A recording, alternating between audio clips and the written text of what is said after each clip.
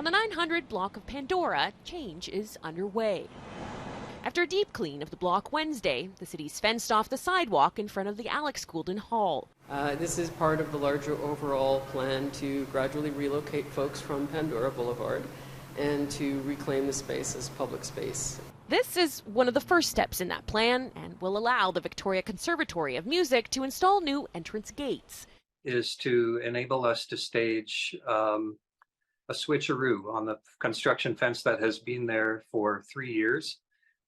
Our intention is to reestablish the entrances and the exits of the Alix Goolden Hall. In 2021, theaters across Canada were closed due to the pandemic.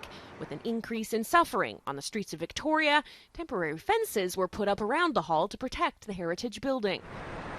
The pandemic receded, but the suffering remained. Those without shelter sought stoops to sleep on, blocking the hall's exits and entrances on the city side. The responsible way to operate the Alix Goolden Performance Hall for the past year has been at half capacity.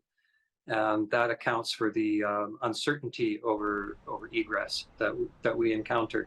What that means is a terrible loss of activity and revenues. It's had to refuse touring talent, causing them to miss out on more than $1.5 million. The expanded fence line is a step towards the hall reclaiming full function. Our dream is that by springtime, the temporary construction fences are down, our new gates are in place and they're handsome and they assist with traffic flow, certainly. And do something for the neighborhood. From the city's perspective, it's one of the first steps in their Pandora revitalization plan. The fencing eventually will finally meet in the middle, I guess, as you say.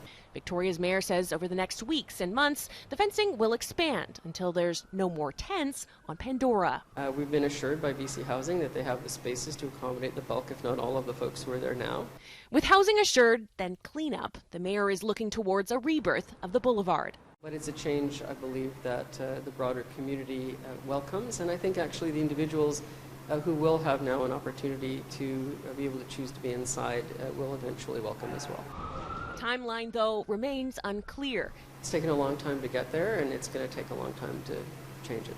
Especially as other Victorians contend with the cost of living and gaps in services, who may be teetering on the edge of homelessness themselves.